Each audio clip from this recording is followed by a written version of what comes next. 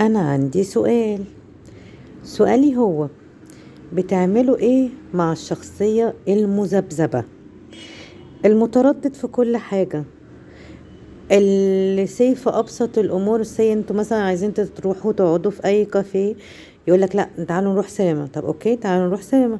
لا أصل الفيلم ده مش كوميدي، الفيلم ده تراجيدي.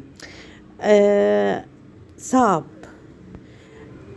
بتتعاملوا معاه ازاي؟ بتتعاملوا اللي هو لا خلاص هنخرج نروح نقعد في كافيه من غير سينما؟ بتهودوه في مرات من المرات؟